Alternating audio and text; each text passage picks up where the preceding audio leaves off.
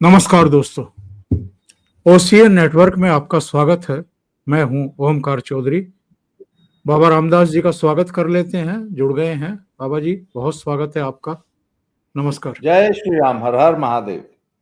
जय श्री राम।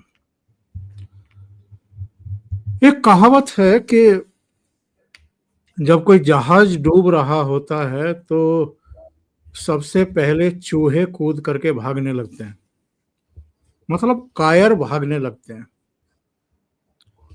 और हम तो अभी ये देख रहे हैं कि जिनको पता था कि वो गलत के साथ खड़े हुए हैं और सही का विरोध कर रहे हैं, ऐसे लोगों को, वो एक दूसरी कहावत है ना कि देर आए दुरुस्त आए। अगर देर से ही सही अक्ल आ रही है, अक्ल की जाड़ निकल रही है, तो अच्छी बात है, शुभ संकेत है। लेकिन ये ऐसे लोग हैं जिन पर आप चीन की तरह आंख मूंद करके भरोसा नहीं कर सकते। ये कभी कुछ कहते हैं, कभी कुछ कहते हैं। अभी बिहार का नतीजा आया है, इनको लग रहा है कि हमारी क्रेडिबिलिटी, हमारी जो थोड़ी बहुत साख है, वो भी धूल मिट्टी में मिल रही है और हमने कुछ ज्यादा ही आगे जाकर के महागठबंधन की जीत बता दी थी और विपुल विजय बताई थी कि एक तरफा बहुत बड़ी जीत होने जा रही है, और वो तो टाइफिस हो गया। सबकी मिलाकर के 50 सीटें भी नहीं आई।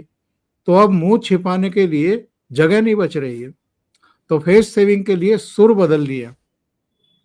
योगेंद्र यादव को मैं सुन रहा था, राजदीप सरदेसाई को सुन रहा था, एक दो और लोग हैं जिनके अब तेजी से सुर बदले हैं। राजदीप तो ये भी अब कहने लगे हैं कि राहुल गांधी जो वोट चोरी की बात कर रहे हैं या एसआईआर को लेकर के जो राग अलाप रहे हैं, मैं उससे बिल्कुल सहमत नहीं हूं। ये लोग अपने प्राइम टाइम में बैठ करके रोज राहुल गांधी के बयानों पर एक एक घंटे के प्रोग्राम करते रहे हैं और ऐसे लोगों को बुला करके बैठाते रहे हैं जो मोदी विरोधी के रूप में ही कुख्यात हैं। योगेंद्र यादव, उनका एक बयान सुन रहा था, शायद लल्लन टॉप पर बात हो रही थी या कहीं और बात हो रही थी। कह रहे थे कि जब इन्होंने वो जनेऊधारी ब्राह्मण बताया था अपने आप को, मेरा माथा ठनका था कि ये पाखंड करने की क्या जरूरत है, अपने आप को ब्राह्मण बताने की क्या जरूरत है, इस तरह के सर्टिफिकेट लेने की क्या जरूरत है। मतलब नौटंकी कर रहे थे राहुल गांधी, उनका ये कहना है, योगेंद्र यादव का। और जब वो जनेऊधारी ब्राह्मण वाला बताया था, रणदीप सुरजेवाला ने रात को 11 बजे प्रेस कॉन्फ्रेंस करके, उसके बाद तो ये भारत जोड़ो तोड़ो यात्रा में राहुल गांधी का साथ दिखाई दिए हैं। तो ऐसा क्या हुआ है कि अचानक अब जाकर के आपको जनेऊधारी ब्राह्मण का वो नाटक नौटंकी समझ में आ रहा है, इस बीच नहीं आया। इस पर चर्चा करेंगे बाबा जी से। इसके अलावा अखिलेश यादव के बयान आए हैं एसआईआर को लेकर के। दो खबरें आ रही हैं। एक, कहा जा रहा है कि उत्तर प्रदेश में 1.5 से 2 करोड़ मतदाता सूची से हट सकते हैं, जिनकी या तो मृत्यु हो गई है या जिनके 2 जगह नाम है या शिफ्ट हो गए हैं। ऐसे भी पकड़ में आ सकते हैं। बहुत बड़ा सूबा है कि जो एक्चुअल में यहाँ के हैं ही नहीं, भारत के ही नहीं है, बाहर के हैं और यहाँ पर बैठ गए हैं जम करके, कुंडली मार करके। तो अखिलेश यादव कह रहे हैं कि एसआईआर जल्दबाजी में कराया जा रहा है, इसके लिए टाइम दिया जाना चाहिए। तो बाबा जी, पहले तो जरा अखिलेश यादव के बयान पर कि एसआईआर बहुत जल्दबाजी में कराया जा रहा है, लोगों को समय दिया जाना चाहिए, शादी ब्याह का मौसम है, ऐसे में एसआईआर क्यों कराया जा रहा है?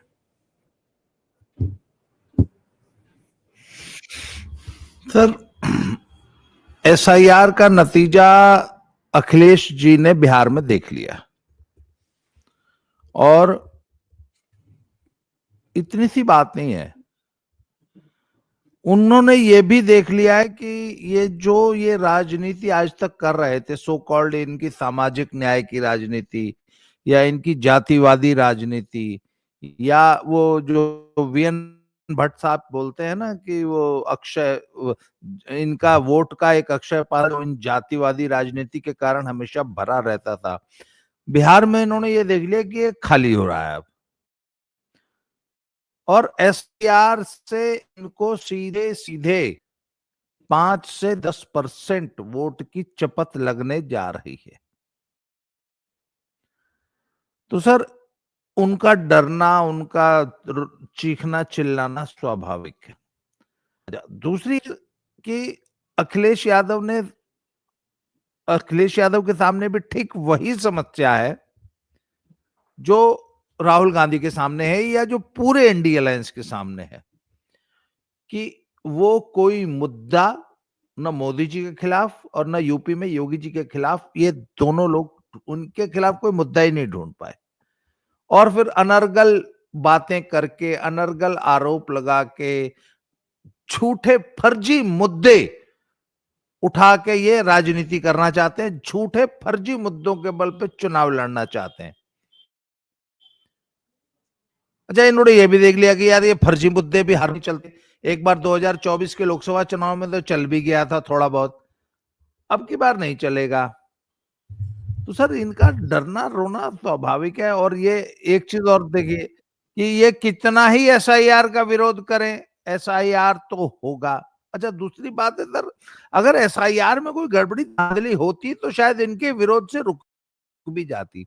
जब एसआईआर इतनी ज्यादा पारदर्शी प्रक्रिया है और उसमें किसी गड़बड़ की गुंजाइश ही नहीं है, अगर कोई गड़बड़ होती है तो उसमें सर इतने ज्यादा चेक्स एंड बैलेंसेस हैं। अरे भैया, अगर तुम्हारे आदमी का नाम नहीं चढ़ रहा तो तुम अपने बीएलए लेके जाओ ना।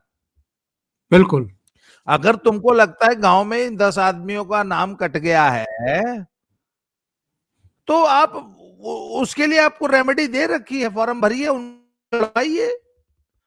सर, हम हमेशा एक बात कह रहे हैं कि भैया, आप कहते हो 65 लाख लोगों के नाम काट दिए गए, तो चुनाव अभियान में जब आप 16 दिन की वोट अधिकार यात्रा निकाल रहे थे, उस दौरान आपको अपनी पूरी मशीनरी लगा के उन 65 लाख लोगों को खड़ा कर देना चाहिए था कि लो जी, ये तो जिंदा है। कितने लोग खड़े किए आपने, आप बताइए। अच्छा, अभी ये आज की तारीख में 5 करोड़ हस्ताक्षर जुटा रहे हैं। कल भी मैंने कहा था कि इस 5 करोड़ में से 4.25 करोड़ फर्जी होंगे हस्ताक्षर, क्योंकि भारत का कोई व्यक्ति ये मानने को तैयार ही नहीं है कि एसआईआर में किसी किस्म की कोई गड़बड़ी हो रही है या ईवीएम में गड़बड़ी करके चुनाव जीते जाते हैं। अच्छा, मैं तो एक बात कहता हूं कि भैया, आप 5 करोड़ हस्ताक्षर मत जुटाओ, 5 करोड़ उन लोगों को जुटाओ जिनके नाम एसआईआर में गलत काटे जा रहे हैं, और उनका नाम जुड़वा के दिखाओ, उनकी रैली कराओ।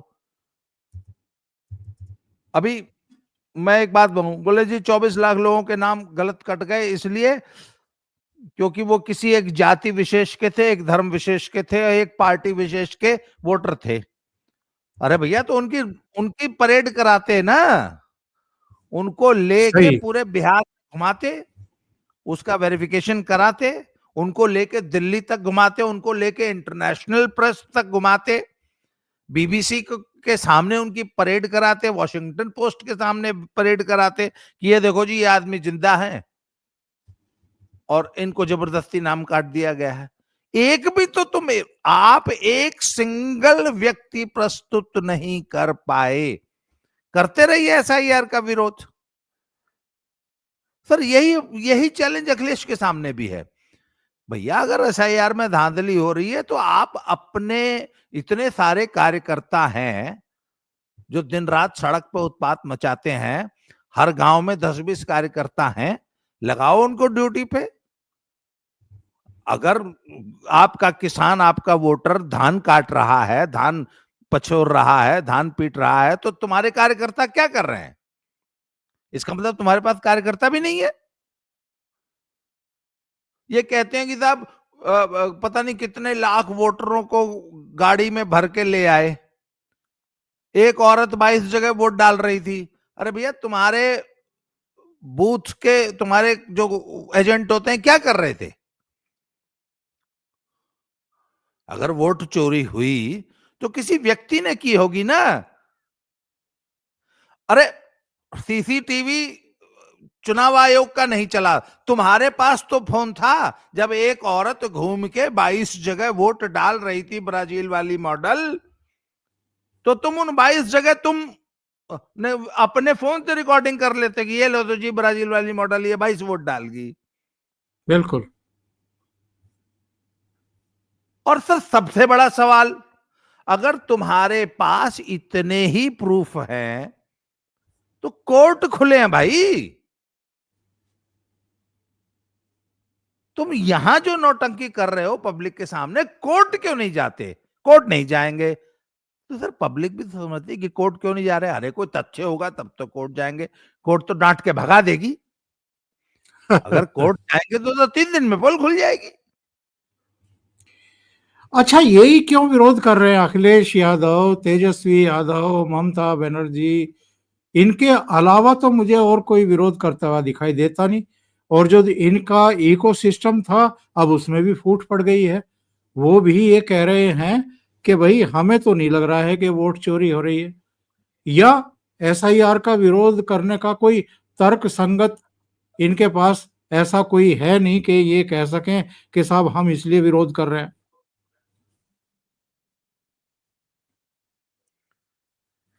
सर वो भी करेंगे। जब चुनाव हारेंगे ना, तो आखिर अपनी पब्लिक को मुंह दिखाने के लिए कोई तो बहाना चाहिए। अच्छा, और कोई मुद्दा ही नहीं है तो चलो एसआईआर ही सही। सर विरोध वो भी करेंगे, अभी उनको चुनाव आने दीजिए, उनको है एसआईआर। ममता बनर्जी पक्का विरोध करेंगी, वो तो कर ही रही हैं। वो भी अगर भगवान करे वो चुनाव हार जाएं तो वो भी एसआईआर के ही ऊपर सीट ठिकरा पड़ेंगी। वो भी कहेंगे हाँ हमारा वोट चोरी हो गया, मोदी ने वोट चोरी कर लिया। क्योंकि इसके अलावा अब इनके पास कोई बहाना बचा ही नहीं है, कोई झूठ बचा ही नहीं है। और सर ये इनकी मजबूरी है। आप बताइए पब्लिक को ये क्या कहें? जो असली मुद्दे हैं, जो जरा जरा सुनते हैं योगेंद्र यादव ने क्या कहा है, उसके बाद फिर आपकी टिप्पणी। स्थिति ऐसी आती है कि राहुल गांधी को जनेऊधारी ब्राह्मण कहने के लिए सूरजेवाले को प्रेस कॉन्फ्रेंस करना पड़ता है। ये गुजरात चुनाव के समय की बात है, अगर मुझे ठीक से याद है, पिछले गुजरात चुनाव के समय, कि राहुल गांधी जनेऊधारी ब्राह्मण है और सबूत देना पड़ता है कि ब्राह्मण होने का। तो बहुत फेजेज हमने देखे, राहुल गांधी मंदिर भी गए उस दौर में, महाकाल से लेकर कहां कहां, और तस्वीरें बाकायदा जारी की गई। तो होता है कि न इधर के रहे उधर के, उससे भी कुछ हासिल नहीं हुआ। मैं इस तरह के नौटंकी की बात कतई नहीं कह रहा। मैं नहीं समझता कि इसकी कोई आवश्यकता थी। राहुल गांधी नौटंकी कर रहे थे। इस तरह का ये कहना कि भाई ये जो जनेऊधारी ब्राह्मण, मुझे आज तक ये समझ नहीं आया राहुल गांधी ने ये क्यों किया, इसकी क्या तुक थी और किस तरह से उनकी ओवरऑल पॉलिटिक्स में ये चीज जुड़ती है। मुझे तो समझ नहीं आई ये चीज। अब पर मैं बाकी चीजों की कह रहा था कि जो जिसे नौटंकी मैं कहता हूं कि आप दिन रात केवल तस्वीरें छपवाने के लिए करें। राहुल आमतौर पे नहीं करते। मैं पूरी भारत जोड़ो यात्रा में उनके साथ था और उन्होंने उस तरह की नौटंकी वाली राजनीति नहीं की, मैंने देखा वहां। लेकिन जिसे सॉफ्ट हिंदुत्व कहा जाता है वो करने की कोई जरूरत नहीं। क्या आपकी समझ में आ रहा है योगेंद्र यादव जो है ये नौटंकी क्यों बता रहा है राहुल गांधी के उस जनेऊधारी वाले बयान पर? हालांकि हम लोग भी जानते हैं कि क्यों किया जा रहा था, और उस समय 24-25 मंदिरों के दर्शन किए थे गुजरात चुनाव के समय। उनको लग रहा था कि मोदी नरेंद्र मोदी की बस यही यूएसपी है और इसी में उलझा करके आप गुजरात की जनता का विश्वास अर्जित कर लेंगे। और उसी समय वो जनेऊधारी ब्राह्मण वाला बयान दिलवाया रणदीप सुरजेवाला से। लेकिन अब जाकर के समझ में आ रहा है योगेंद्र यादव के जब ये उनके साथ घूम रहे थे, उनके लिए बैटिंग कर रहे थे, पिच तैयार कर रहे थे, तब इनको याद नहीं रहा था क्या? सर अब ये जितने ये सुपारी पत्रकारों का जो गिरोह है, इनको मैं हमेशा सुपारी पत्रकार बोलता हूं, कुछ लोग दरबारी भी बोलते हैं। सर मैं डे वन से कह रहा हूं कि इन्होंने मोदी को हराने की और कांग्रेस को या विपक्ष की किसी भी पार्टी को जिताने की और रिजीम चेंज की सुपारी ली है। और आपको पता है कि आज के जमाने में सोशल मीडिया का कितना बड़ा रोल है। दूसरी चीज ये है कि जो प्रिंट मीडिया है सर, उसको तो सरकारें खरीद लेती हैं, उनका मुंह बंद कर देती हैं, विज्ञापन उनके मुंह में ठूंस देती हैं। इसका नंगा नाच हम आजकल पंजाब में देख रहे हैं। पंजाब के अखबारों के मुंह में इस कदर विज्ञापन ठूंस रखे हैं केजरीवाल ने और भगवंत मान ने कि पंजाब का कोई न प्रिंट न इलेक्ट्रॉनिक मीडिया भगवंत मान के खिलाफ एक शब्द नहीं लिखता। बच जाते हैं हमारे जैसे लोग, सोशल मीडिया वाले। हमको सिर्फ आप पुलिस का डर भय दिखा के तो रोक सकते हैं, या हमको गुंडागर्दी से तो रोका जा सकता है, पर आप सोशल मीडिया पे कितने लोगों को खरीदेंगे? हालांकि सोशल मीडिया वाले भी बिकते हैं। तो सर ये जो इनका जो गिरोह है ना, ये पूरा का पूरा जो पिछले एक महीना अमेरिका जाके बैठा था सर, ये वहां पर बाकायदा बुलाए गए थे, इनकी बाकायदा वहां पे इंडक्शन हुई, ट्रेनिंग हुई, इनको टास्क दिया गया और इनसे कहा गया कि आप अपना ट्रैक चेंज कीजिए। और राहुल गांधी बिहार में बहुत बुरी तरह हारने जा रहे हैं। राहुल के हैंडलर्स वहां बैठ के देख रहे थे और मुझे ऐसा लगता है कि वो भी अब राहुल गांधी से निराश हो गए हैं कि वो अब तक जो जो लेके चल रहे थे ना लाइन कि हम इस तरीके से रेजिम चेंज कर लेंगे इंडिया में, उनको उसमें लगी है सर निराशा हाथ। तो अब उन्होंने ट्रैक चेंज किया और अब वो इस वक्त भारत के विपक्ष पे दबाव बना रहे हैं, डीप स्टेट वाले तमाम इनके हैंडलर्स, कि आप चूंकि लगातार चुनाव हारते जा रहे हैं इसलिए अब आप चुनाव का बहिष्कार कीजिए। आखिर बांग्लादेश में भी तो वो जो खालिदा जिया की पार्टी है उसने चुनाव का बहिष्कार किया था ना। तो ये कह रहे हैं कि यदि अब चुनाव को अगर आपने संदिग्ध बनाना है या उसको उसकी लेजिटिमेसी पे सवाल उठाने हैं तो भाई वोट चोरी चिपकी नहीं, ईवीएम हैक हो जाती है, ये भी चिपका नहीं। तो उन्होंने कहा कि यार बहिष्कार कर दो। तब एक बड़ा जेन्युइन पॉइंट आ जाता है कि तुम जो जीते हो इसलिए जीते कि हमने बहिष्कार किया और इसलिए तुम्हारा ये चुनाव वैलिड नहीं है। सर ये एक वैलिड पॉइंट हो जाएगा इनके पास।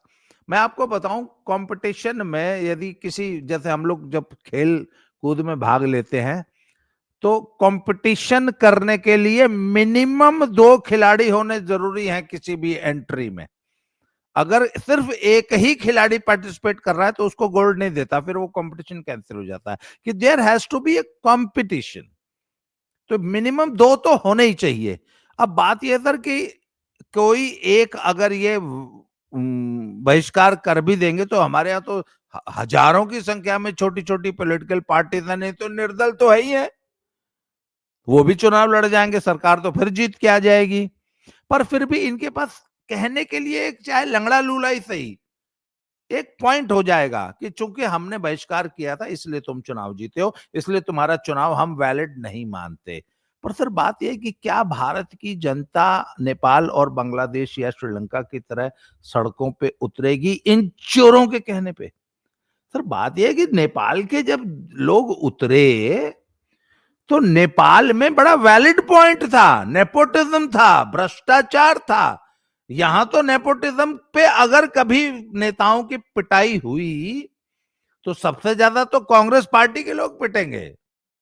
और उसके बाद राहुल गांधी की पिटाई होगी नेपोटिज्म के मुद्दे पर, अखिलेश की होगी, तेजस्वी की होगी, ऊपर से पिटना शुरू करेंगे तो वो फारूक अब्दुल्ला का लड़का से लेके सुखबीर बादल से लेके महबूबा मुफ्ती से लेके नीचे स्टालिन तक पिटाएंगे नेपोटिज्म पे, भ्रष्टाचार पे भी यही लोग पिटाएंगे। योगी पे आप नेपोटिज्म का कौन सा आरोप लगाएंगे भैया? मोदी पे कौन सा नेपोटिज्म का आरोप लगाएंगे? इसलिए भारत में तो वो पॉइंट भी नहीं है, भारत में तो भ्रष्टाचार भी नहीं है, सरकार के ऊपर ऐसे कोई आरोप नहीं है। तो सर इन्होंने कहा है कि फिर भी वो अपनी टूल किट में, अभी आप देख लीजिए इनका इनका जो पॉइंट ये बिहार के बाद जो इन्होंने जो अपना ट्रैक चेंज किया है इस सुपारी मीडिया ने, तो उनका क्या है? बहिष्कार करो, बहिष्कार करो। क्यों? अगर तुमको पता है कि जब वोट चोरी होती है तो क्यों भाग लेते हो चुनाव में? या अगर जीत गए हो तो क्यों शपथ लेने जा रहे हो? मत लो शपथ। पर सर बात ये ना, ये बड़े नेता ही तो बोल रहे हैं, उनके एमएलए से बात करके देख लीजिए, उन्हीं की पार्टी के कार्यकर्ताओं से बात कर लीजिए। सर जिसका प्रोफेशन है राजनीति, जो दिन रात राजनीति में समय गला रहा है, पैसे गला रहा है, अपनी ऊर्जा लगा रहा है, पिछले 30 सालों से राजनीति कर रहा है, इनके कहने पे वो बहिष्कार कर देगा? आप बताइए। बिल्कुल एक जो बिल्कुल। प्रोफेशनल, तो इनका वो दाव भी नहीं चलेगा। और सर इनके इस वोट चोरी के आरोप का कोई बायर है ही नहीं इंडिया में, कोई व्यक्ति इनके इस आरोप चोरी को मानता ही नहीं है, वोट चोरी को है, झूठ बोलते हैं, कोई नहीं। एक नीरजा का भी सुनते हैं, नीरजा चौधरी का जी। तो मेरा तो एक और टेक अवे है फ्रॉम बिहार, कांग्रेस मेहनत करना भूल गई है और करेगी तो there is no reason why the country can't take will take to it. अब राहुल गांधी का यात्रा करके निकल जाना वो टच करता है लोगों को, but that's not the same as आप गांव में बैठ के आप संगठन बता, इनके तो 1 करोड़ था। तो मेरा तो एक और टेक अवे है फ्रॉम बिहार, कांग्रेस मेहनत करना भूल गई है और करेगी तो। और ये सबसे ज्यादा इनके पक्ष में आर्टिकल वगैरह लिखती हैं, बोलती हैं, और अब कह रही हैं कि ये लोग मेहनत करना भूल गए हैं। ये अब समझ में आ रहा है इन सब की क्यों सुर बदल रहे हैं इनके एक एक करके, या ये मानने लगे हैं कि अब राहुल गांधी के बस का नहीं है, ममता बनर्जी को आगे करो। सर ममता बनर्जी को आगे करके भी ये क्या उखाड़ लेंगे? आप बताइए, ममता बनर्जी कितनी सीटें ले आएंगी? एक तो ममता की राजनीति खुद ही डावाडोल है, वो खुद ही एंटी इनकम्बेंसी का शिकार है, वो 10 सीट ले भी आएंगी अगले चुनाव में, इसकी कोई गारंटी नहीं है। वो इस एसआईआर के बाद उनका क्या हाल होगा इसकी कोई गारंटी नहीं है। अगला शिकार मोदी जी उन्हीं का करने वाले हैं। हाँ, और सर जो जिस तरीके से भाग रहे हैं रोहिंग्या बांग्लादेशी बंगाल छोड़ के, उस हिसाब से तो एसआईआर में सबसे ज्यादा दुर्गति, एसआईआर के बाद सबसे ज्यादा दुर्गति ममता बनर्जी की होने वाली है। और सर एक बात है ना, ये लोग, ये जितने पत्रकार हैं, नीरजा चौधरी जैसे ये सब लोग, सर इनको भी तो धंधा करना है ना, धंधे में तो बने रहना है ना। इनकी कुछ लोग तो एकदम बेशर्मी से उतर आए हैं। वो कल तक वो महागठबंधन को थंपिंग मेजोरिटी से जिता रहे थे, और आज जो है वो उन्होंने तुरंत ट्रैक चेंज कर लिया। एक बार भी नहीं बोला कि भाई तुम्हारा आकलन इतना गलत क्यों निकला बिहार को लेके। उन्होंने इस पे एक बार भी सफाई नहीं दी। उन्होंने बोल दिया कि नहीं वो तो एसआईआर और वोट चोरी हुई थी इसलिए। तो सर नीरजा चौधरी भी तो उसी गिरोह की सदस्य हैं।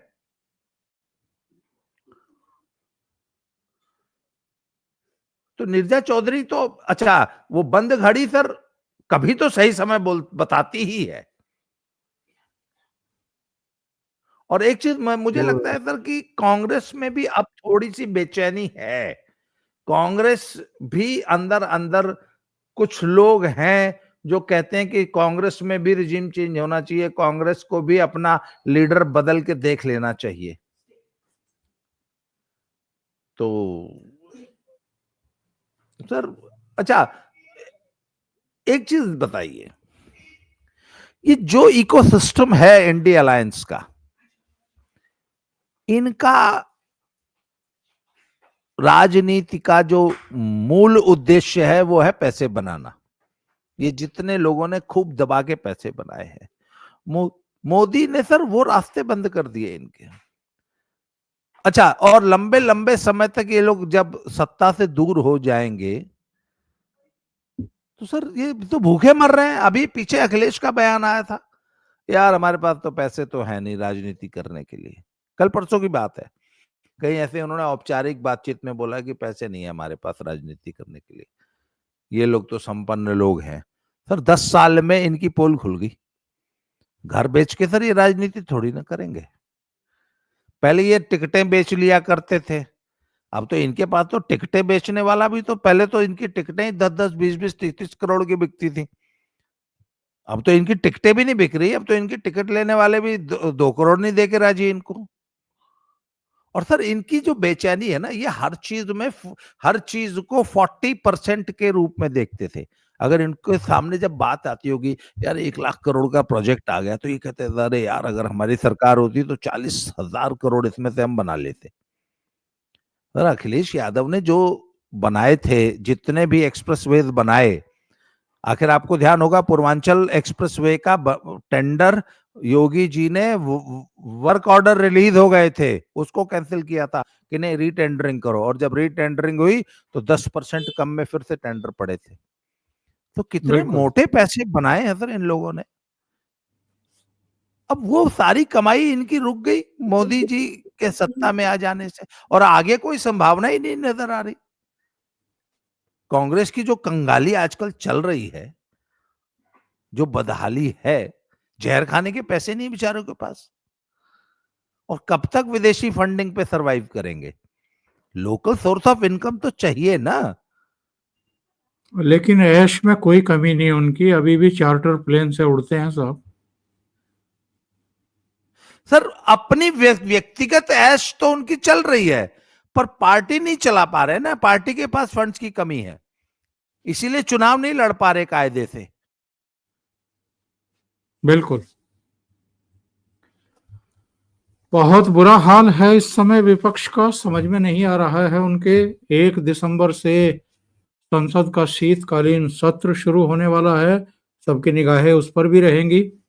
हंगामा तो जरूर करेंगे ये लोग, अपनी आदत से लाचार हैं, बाज तो नहीं आएंगे। बाधित करना, इनके पास संसद को बाधित करने के अलावा और है क्या सर? सड़क पे ये कुछ नहीं कर सकते। आज की तारीख में सड़क पे 5,000 की भीड़ जुटाना भी इनके बस की नहीं है।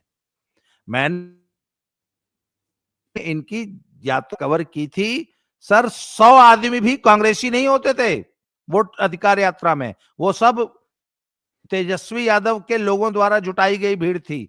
इसके अपने जो 100-200 गाड़ियों का जो काफिला था, मात्र वही था।